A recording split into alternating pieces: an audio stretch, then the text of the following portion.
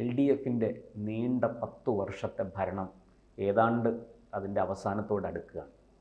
ഈ അവസാന ലാപ്പിൽ, ലാസ്റ്റ് റൗണ്ടാണ് ഓടിക്കൊണ്ടിരിക്കുന്നത്.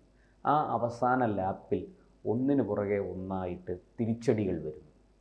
രാഷ്ട്രീയമായ തിരിച്ചടികളല്ല, ഭരണപരമായ അല്ലെങ്കിൽ സാങ്കേതികമായ പല വിഷയങ്ങളും സർക്കാരിനെതിരെ ഉയർന്നു വരികയാണ്.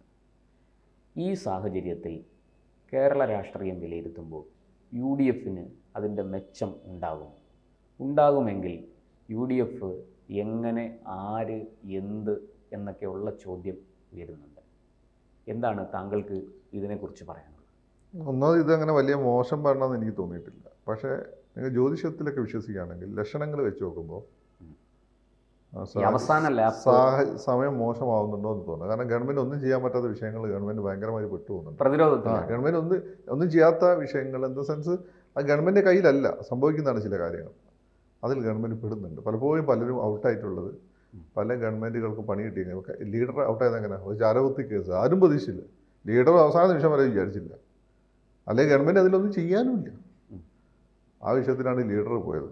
അപ്പോൾ നായനാരുടെ മറ്റേ ഗവൺമെൻറ് അവസാനം ട്രഷറി അങ്ങ് കൂട്ടുന്നൊരവസ്ഥ വന്നു. അതിൻ്റെ ഒരു വീഴ്ച, ഭരണം കുഴപ്പമില്ലായിരുന്നു, പക്ഷേ അവസാന ഘട്ടത്തിൽ സാമ്പത്തികമായിട്ടൊരു പ്രശ്നം വന്നു.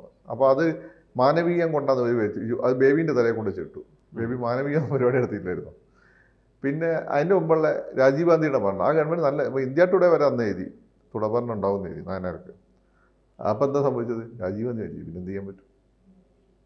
അതോടുകൂടി അത് 87-91 സർക്കാർ, അതായത് നമ്മുടെ ഈ സാക്ഷരതാ യജ്ഞം BSന്റെ ബുദ്ധിയിൽ അല്ലെങ്കിൽ CPMന്റെ ബുദ്ധിയിൽ വിരിഞ്ഞ ആ പുഷ്പം അങ്ങനെ വിടർന്ന് അന്ന് ഇന്റർനാഷണൽ ന്യൂസ് ആയിരുന്നു കേരളം. ഇന്നത്തെ പോലെ അല്ല, ഇന്ത്യയിലൊക്കെ വലിയ ന്യൂസ് ആയിരുന്നു. ഇന്ത്യയിൽ വലിയ ന്യൂസ് ആയിരുന്നു, വലിയ നേട്ടമാണ്. ജനങ്ങളാണല്ലോ ചെയ്തത്. ഗവൺമെന്റ് കാര്യം ശാസ്ത്രാജ്യ പരിഷത്താണ് അതിന്റെ പൈലറ്റ് ചെയ്തിരുന്നത്. അപ്പോൾ അതിനൊരു മിഷൻ രൂപീകരിച്ച്, ഒരു പ്രോജക്റ്റ് രൂപീകരിച്ച് ഒരു മിഷൻ ആയിട്ട് അതങ്ങ് നടപ്പാക്കി. അത് ജനം അങ്ങ് ഏറ്റെടുത്തു. അപ്പോൾ അതിന്റെ സമയം മോശമായിരുന്നു. അതാണ് കാര്യം. അപ്പോൾ അത് ജ്യോതിഷത്തിലൊക്കെ വിഷയം ഇപ്പോൾ സമയം മോശമാകുന്ന ലക്ഷണങ്ങൾ കണ്ടിട്ട് എനിക്ക് തോന്നലുണ്ട്. അതർവൈസ് എനിക്ക് മോശം ഗവൺമെന്റ് ആണെന്നോ തോന്നലുമില്ല. രണ്ടാമത്തെ കാര്യം എന്ന് വെച്ചാൽ CPMന്റെ ഒരു സംഘടനാ സംവിധാനം, ഞാനിപ്പോൾ കഴിഞ്ഞ ലോക്സഭാ ഇലക്ഷനിൽ പറഞ്ഞില്ല, അവർക്ക് 12 സീറ്റ്. അത് ഞാൻ എൻ്റെ ബേസിസാണ്. അതിന് 2 ഒരു ഇൻഡ്യൂഷൻ്റെ പുറത്ത് ഞാൻ പറഞ്ഞിട്ടുള്ള 2 സ്ഥലങ്ങളേ ഉള്ളൂ. അതൊന്ന് സുരേഷ് ഗോപി തൃശ്ശൂർ, 2 രാജീവ് അന്തശ്ശേരി. രാജീവ് ജയിക്കേണ്ടതായിരുന്നു. രാജീവ് വേണ്ട ഇതിൽ എഫോർട്ട് കിട്ടാത്തതുകൊണ്ടാണ്. ആറ്റിങ്ങലുള്ള എഫോർട്ട് ഉണ്ടായിരുന്നു, രാജീവ് ഇവിടെ ജയിക്കുകയായിരുന്നു.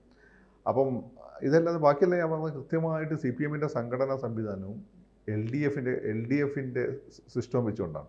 LDF നിങ്ങൾ നോക്കൂ, CPM എന്നുള്ള ഈ ഒരു പാർട്ടി, പിന്നെ മാണി സാറിൻ്റെ പാർട്ടി വന്നു കഴിഞ്ഞപ്പോൾ അവർക്ക് കിട്ടിയ സ്ട്രെങ്ത്ത്, പിന്നെ ക്രിസ്ത്യൻ സഭകളുമായിട്ടുള്ള അവർക്കൊരു ബന്ധം, ക്രിസ്ത്യൻ സഭകൾക്ക് കോൺഗ്രസ് വരുമെന്നുള്ള പണ്ടത്തെ പ്രതീക്ഷ അങ്ങനെ ഉണ്ടായിട്ട് പോലും കോട്ടയത്ത് അവർക്ക് വലിയ അതാണ് ഞാൻ പറഞ്ഞത്. പിന്നെ മാത്രമല്ല, അന്നത്തെ കോൺഗ്രസ്സുകാർ തന്നെ പറയുന്നവരാണെങ്കിൽ കോൺഗ്രസിൻ്റെ സീറ്റ് കുറയ്ക്കാൻ വേണ്ടിയിട്ട് BJP കോൺഗ്രസ് സാധനം, ഇത് കോൺഗ്രസ്സുകാർ തന്നെ പറയുന്ന സാധനം, നമ്മൾ പറയുന്ന സാധനമില്ല. ഇതൊക്കെ പോസിബിലിറ്റിയാണ്. സ്വാഭാവികമായിട്ടും അവിടെ 400 സീറ്റ് കിട്ടണമെങ്കിൽ, കോൺഗ്രസിന് വീണ്ടും പ്രതിപക്ഷത്തിൽ ഇല്ലാതാക്കണമെങ്കിൽ കേരളത്തിൽ സീറ്റ് കുറയണം. പക്ഷേ ഇതൊന്നും സംഭവിച്ചില്ല.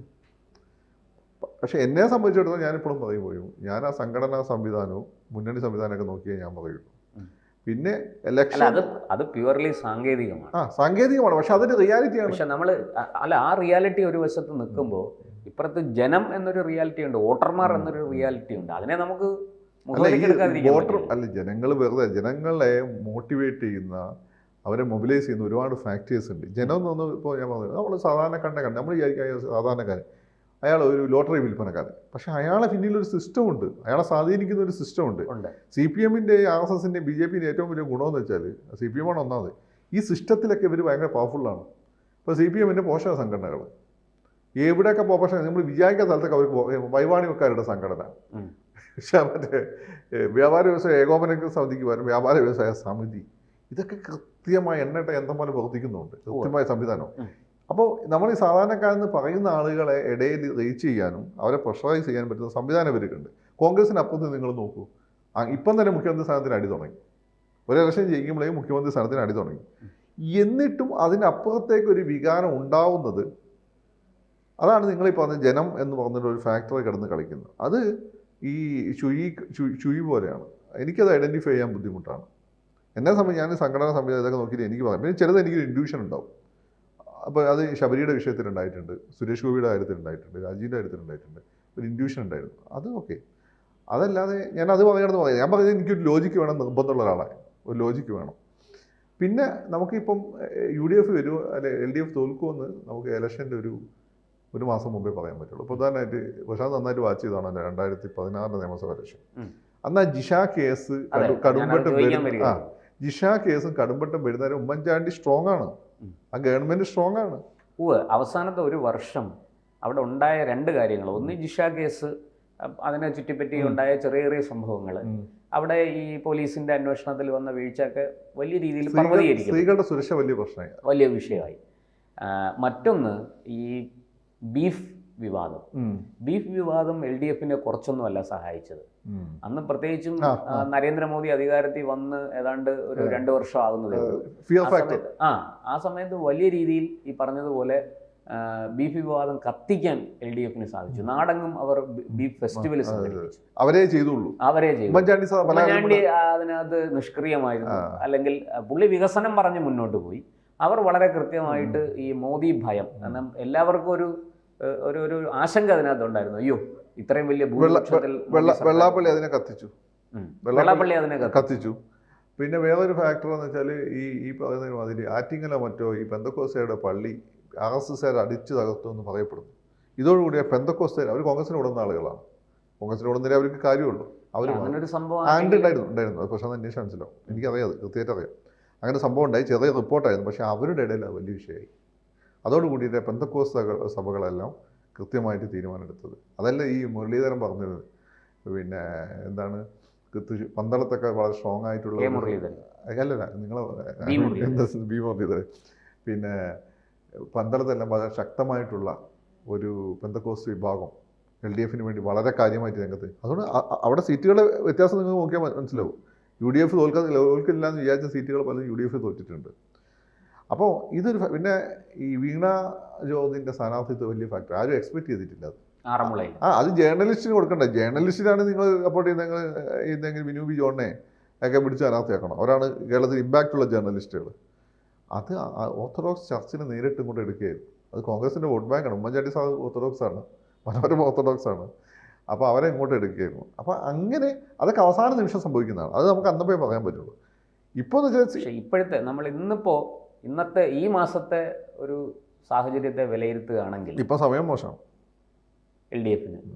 ഇപ്പം ന്യൂസുകൾ ഭയങ്കര എതിരാണ്. കാരണം ഈ സാധാരണക്കാരുടെ ഇടയിൽ പേടി ഉണ്ടാക്കുന്ന ചില ന്യൂസ് ഇപ്പോൾ വന്നുകൊണ്ടിരിക്കുന്നത് അതൊരു ഘടകമാണ്. 2 VS ഈ പാർട്ടി തുടങ്ങിയ കാലം തൊട്ടേ ഇന്ത്യ കമ്മ്യൂണിസ്റ്റ് പാർട്ടി തുടങ്ങിയ അതിൻ്റെ എന്താ പറയുക, അതിൻ്റെ ഒരു കേരളത്തിലെ ജീവാത്മാവ് VS തന്നെയായിരുന്നു. ബാക്കി ബുദ്ധിജീവികളൊക്കെ ഉണ്ടാകും. VS അതിന് പണ്ട് താഴെ തട്ടി കിടന്ന് ഉണ്ടാക്കിയതും പിന്നെ ഈ പാർട്ടി ജനങ്ങൾ വിശ്വാസം നഷ്ടപ്പെടുന്ന ഒരു ഘട്ടത്തിൽ ശക്തമായ തിരുത്തൽ ശക്തിയായിട്ട് വന്നതും എല്ലാം VS ആണ്. 2014 VS മുന്നിലേക്ക് തോറ്റു പോവുകയും ചെയ്യായിരുന്നു. VS അത്യാസന്നയിലേക്ക് കിടക്കുകയാണ്, മുഖ്യമന്ത്രി ചികിത്സയ്ക്ക് പോയിരിക്കുകയാണ്. അപ്പോൾ മൊത്തം നമ്മൾ മറ്റു ന്യൂസും അത്ര അല്ല. അപ്പോൾ നമ്മൾ സമയം ഒക്കെ നോക്കൂ. സമയം പൊതുവേ മന്ത്രിമാർ പലരും തൊടുന്നതെല്ലാം വിവാദമാക്കുക. അതിവിവാദമാവും. അത് മുമ്പ് ലീഡറിൻ്റെ സമയത്ത് നായനാരുടെ സമയത്തൊക്കെ ഉണ്ടായിരുന്നു. എനിക്കറിയാം, നിങ്ങൾക്ക് അറിയാവുന്നത്. നായനാരുടെ സമയത്ത് തൊട്ട് മൊത്തം വിവാദം. നായനാരുടെ വാവ് പറഞ്ഞാൽ വിവാദമായിരുന്നു. നായനാർ അന്ന് എന്തൊക്കെയാണ് അതൊക്കെ ഉണ്ടാവും. അതൊക്കെ ഇലക്ഷൻ വരുമ്പോൾ ഇലക്ഷൻ ഒരു മാസം ഇതങ്ങ് മാറും, വേറെ ട്രെൻഡ് അങ്ങ് സെറ്റ് ചെയ്യപ്പെടും. അതാണ് ഇലക്ഷൻ്റെ ഒരു പ്രത്യേകത. അപ്പം ഇപ്പം നമ്മൾ നോക്കുകയാണ്, സമയം മോശമെന്ന് എനിക്ക് പറയാൻ പറ്റുള്ളൂ. പിന്നെ നിലമ്പൂരും കണ്ടതാണല്ലോ. തോറ്റാലും 45% വോട്ട് പിടിക്കുമായിരുന്ന CPM 37% ചുരുങ്ങിയിരിക്കുകയാണ്. നിലമ്പൂർ അവർക്ക് പോയ അബദ്ധം പറ്റും. പിന്നെ നിലമ്പൂർ നോക്കണ്ട. നിലമ്പൂർ വലിയ ഗെയിം പ്ലാൻ്റെ ഭാഗമായിരുന്നു കരുതുന്ന ആളെ അൻവറിൻ്റെ അപ്പുറത്ത് കൊണ്ടുവന്ന് അൻവറിനെ ശക്തിപ്പെടുത്തിയിട്ട് ഇപ്പോൾ UDFനുണ്ട് നിങ്ങളൊക്കെ പറയുന്ന ഈ മേൽക്കൈ അൻവറിനെ സെപ്പറേറ്റ് മത്സരിപ്പിച്ചിട്ട് സ്പ്ലിറ്റ് ചെയ്യിപ്പിക്കുക എന്നുള്ള അജണ്ട ഞാൻ അതല്ലേ പറഞ്ഞുകൊണ്ടിരുന്നത്. അതുപോലെ തന്നെ അവിടെ സംഭവിച്ചത്. അതുകൊണ്ട് അതൊന്നും നോക്കണ്ട. പിന്നെ CPM ഇങ്ങനെ സംസ്ഥാന കമ്മിറ്റി കൂടി അങ്ങനെ പറഞ്ഞു ഇങ്ങനെ പറഞ്ഞു നിങ്ങളെ കൊണ്ട് അവർ റിപ്പോർട്ട് കൊടുപ്പിക്കും. അവരങ്ങനെ പറഞ്ഞിട്ടുണ്ടോ പോലെ, അല്ലെ അവരങ്ങനെ നിങ്ങൾക്ക് ചോദ്യം തരും. അതൊക്കെ അവർ ചെയ്യും. അതുകൊണ്ട് നിലമ്പൂർ നോക്കണ്ട. നിലമ്പൂർ ഇപ്പോഴും ഒരു എക്സ് ഫാക്ടറാണ്. അതവിടെ കിടക്കട്ടെ. പൊതുവേ ഇപ്പോഴത്തെ ഈ ഒരു മാസത്തെ അവസ്ഥ വെച്ച് നോക്കുമ്പോൾ ഗ്രഹനില അനുസരിച്ച് എനിക്ക് ഗ്രഹനില വന്നിട്ടല്ല പോകുന്നത്, ലക്ഷണങ്ങൾ വെച്ച് നോക്കുമ്പോൾ അത്ര നല്ലൊരു അവസ്ഥയല്ല. പക്ഷേ അവരുടെ സംഘടന സംവിധാനം ശക്തമാണ്. കോൺഗ്രസ് ഇപ്പോഴും ആ അർത്ഥത്തിൽ വളരെ ദുർബലമാണ്. നേതാക്കന്മാരല്ലാതെ സംഘടനാ സംവിധാനം ലീഡർ കേസിൽ ചലിച്ചിട്ടില്ല. ഉമ്മൻചാണ്ടി സാറും സംഘടനാ സംവിധാനം ചലിപ്പിച്ചിട്ടൊന്നുമില്ല. അദ്ദേഹം ഈ മാസ് സാധനം കൊണ്ട് നിന്നുപോയതാണ്. അത് കേരളം എന്ന് വെച്ചാൽ ഈ മാസിന് എത്രത്തോളം നരേന്ദ്രമോദി ഇത്രയും വലിയ മാസമായിട്ട് പോലും ഏശാത്ത പോയ സ്ഥലം കേരളമാണ്. അത് ഈ മലയാളികളുടെ ഇപ്പോൾ പ്രശാന്ത് ഉൾപ്പെടെയുള്ള മലയാളികളുടെ ഒരു സ്വഭാവമാണ്. ആ ഇങ്ങനെയുള്ള സാധനത്തിന് വീഴില്ല. അപ്പോൾ അതുകൊണ്ട് ഇപ്പം നമുക്ക് അതേപ്പറ്റി ഒന്നും പറയാൻ പറ്റില്ല. കോൺഗ്രസ് സംഘടനാ സംവിധാനം ശക്തമാക്കിയാൽ മാത്രമാണ് ഇവരോട് ആ രീതിയിൽ പിടിച്ചേക്കാൻ പറ്റുള്ളൂ. അത് വളരെ ഇമ്പോർട്ടൻ്റ് ആണ്. കാരണം കോൺഗ്രസിന് ഏറ്റവും ഞാൻ അതുകൊണ്ട് ഞാൻ എൻ്റെ കുട്ടിക്കാലത്ത് വലിയ കോൺഗ്രസ് തന്നെയായിരുന്നു. നമ്മൾ അങ്ങനെ ആകാൻ പറ്റുള്ളൂ. നമ്മുടെ സാഹചര്യം അതായിരുന്നു. വീട്ടിലെ കോൺഗ്രസ് ഇപ്പോഴും കോൺഗ്രസ്സാണ്. അന്നേ ഞാൻ ഐഡൻറ്റിഫൈ ചെയ്ത സംഭവമാണ് INDUC ഉൾപ്പെടെയുള്ളവരുടെ സംഘടനാ സംവിധാനങ്ങൾ. അതാണ് ഏറ്റവും പവർഫുൾ. ഒറ്റ വരിയിൽ ഒരു ചോദ്യവും ഉത്തരവും. ഈ BJP ഫാക്ടർ കേരളത്തിൽ LDFനെ ബാധിക്കുമോ UDFനെ ബാധിക്കുമോ? അതൊന്നും പറയാൻ പറ്റില്ല. അടുത്തില്ല. കഴിഞ്ഞ ലോക്സഭ എടുത്തു നോക്കുമ്പോൾ LDFനാണ്. എങ്ങനെയാണ് ബാധിച്ചത്? ശോഭാ സുരേന്ദ്രനും മറ്റൊരുമൊക്കെ ഇത്രയും വോട്ട് പിടിച്ചത്. ആരിഫിനെ പോലെ അത്രയും പോപ്പുലർ ആയിട്ട്. ആരിഫ് അങ്ങനെ ഒരു അഗീവാദി ഒന്നല്ല. ആരിഫിനെ, ജോയിയെ അത് CPM ഭയപ്പെടുന്നത്. CPMന്റെ കൊള്ളാവുന്ന നേതാക്കന്മാരാണ് ഇവർ ജനങ്ങളുടെ മുന്നിൽ വെക്കുക. ജോയി ആണെങ്കിൽ എപ്പോഴും വളരെ ചിരിച്ചുകൊണ്ടിരിക്കുന്ന അങ്ങനെ നേതാവ്. ജോയി ഒരു കറുത്ത കുതിരയാണെന്നാണ് പാർട്ടിക്കുള്ളിൽ വിശേഷിപ്പിക്കുന്നത്. കാരണം സ്കൂൾ ലീഡർ ഇലക്ഷൻ മുതൽ ഈ നിയമസഭയിലേക്ക് വരെ ഒരു ഇലക്ഷനിൽ പോലും പരാജയം രുചിച്ചിട്ടില്ലാത്തൊരു നേതാവാണ് ജോയി. മക്കള് തിരിച്ചു പിടിച്ച ജോയിയാണ്. പക്ഷേ അവിടെ യുവരക്തങ്ങളെ നിർത്തി ജയിച്ചിട്ടില്ല. ജോയിയാണ് തിരിച്ചു പിടിച്ചത്. പിന്നെ ഈ ആരിഫ് അതുപോലെ തന്നെയാണ്. ജയന്റ് കില്ലോ ആണ്. എല്ലാവർക്കും സ്വീകാര്യനാണ്. ശബരിമല സമയത്ത് പോലും NSSന് പോലും സ്വീകാര്യനായിരുന്നു ആരിഫ്. അതാണ് ആരിഫിൻ്റെ ഒരു പ്രത്യേകത. എനിക്കറിയാത്. പക്ഷേ ആരിഫിന് വേണ്ടി വോട്ട് ചെയ്യാനൊന്നും ആരും പറഞ്ഞിട്ടില്ല. പക്ഷേ സ്വീകാര്യനായിരുന്നു. ആരിഫ് അങ്ങനെ എല്ലാവരുടെയും ഇമ്പോർട്ടൻസ് മനസ്സിലാക്കുന്ന ആളാണ്. അതുകൊണ്ടാണ് ശത്രുക്കൾ ആരിഫിനെ വേറെ രീതിയിൽ ചിത്രീകരിക്കാൻ ശ്രമിക്കുന്നത്. അപ്പം എന്നിട്ട് ആരിഫിന് വോട്ട് പോയി. അതാണ് വളരെ നല്ലത്. ആരിഫിന് വോട്ട് പോയി. അതും ഉള്ളിൽ തന്നെ പോയിട്ടുള്ളത്. അത് പിന്നെ സ്വാഭാവികമായിട്ട് നമ്മുടെ നാട്ടിൽ ഈ BJP വളരുന്ന പലപ്പോഴും കോൺഗ്രസ് ദുർബലമാകും. ഉത്തരേന്ത്യയിലെല്ലാം അങ്ങനെ സംഭവിച്ചത്. അങ്ങനെ കോൺഗ്രസിനും BJPനും വോട്ട് ബാങ്കിനും ഒക്കെ ഒരു കോമൺ ഫാക്ടറുണ്ട്. ചില ഘടകങ്ങളൊന്നാണ്. അപ്പം ഇപ്പോഴത്തെ സാഹചര്യത്തിൽ കഴിഞ്ഞ ലോക്സഭാ ഇലക്ഷൻ്റെ സാഹചര്യം കൂടി പഠിക്കുമ്പോൾ നമുക്കത് എങ്ങനെ ബാധിക്കുമെന്ന് പറയാൻ പറ്റില്ല. പിന്നെ എസ്പെഷ്യലി BJPയിൽ ഇപ്പോൾ പുതിയ ലീഡർഷിപ്പാണ്. സാമ്പ്രദായിക ലീഡർഷിപ്പും അല്ല. രാജീവ് നെഗറ്റീവ് പൊളിറ്റിക്സിൻ്റെ ആളല്ല, പോസിറ്റീവ് പൊളിറ്റിക്സിൻ്റെ ആളാണ്. അത് വളരെ കൃത്യമായിട്ട് രാജീവ് പറഞ്ഞിട്ടുണ്ട്. അപ്പോൾ അതുകൊണ്ട് ഇപ്പം നമുക്കത് പ്രെഡിക്റ്റ് ചെയ്യാൻ പറ്റും. ആശയക്കുഴപ്പത്തിലാണ്. പറയാൻ പറ്റില്ല. ആശയക്കുഴപ്പമുണ്ടെങ്കിൽ ആശയക്കുഴപ്പമെന്ന് പറയണ്ടല്ല. നമ്മൾ ആശയക്കുഴപ്പം വെച്ച് ആടനെ പറ്റിക്കാൻ പാടില്ല.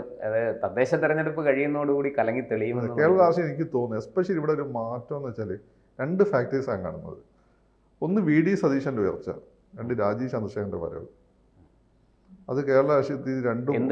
ഒന്ന് കോൺഗ്രസിൽ പുതുമയല്ല, പുതിയ കാര്യമാണ്. VD സതീശൻ കോൺഗ്രസിൽ ഒരു പുതിയ തരം ലീഡറാണ്. രാജീവ് ചന്ദ്രശേഖർ കേരളത്തിലെ പുതിയ തരം ലീഡറാണ്. ഇത് 2 ഫാക്ടർ. ഇത് നമുക്ക് ആർക്കും വെറുതെ നമുക്ക് എന്താ പറയുക, ഞങ്ങളുടെ നാട്ടിൽ പറയും മുളങ്കൂട്ടത്തിന് കല്ലാതെ ഏതെങ്കിലും ഒന്നിന് കൊള്ളുമല്ലോ. തെങ്ങിന് കല്ലാതെ കൊള്ളണമെന്നില്ല, മുളങ്കൂട്ടത്തിന് കല്ലാതെ എവിടെയെങ്കിലും കൊള്ളും. അതേപോലെ പറയാൻ പറ്റുമെന്നല്ലാതെ കൃത്യമായി ഐഡന്റിഫൈ ചെയ്യാൻ പാടാക്കും. കൂടുതൽ വാർത്തകളും വിശേഷങ്ങളും നിങ്ങളിലേക്ക് എത്താൻ ABC മലയാളം സബ്സ്ക്രൈബ് ചെയ്യുക, ബെൽ ബട്ടണും അമർത്തുക.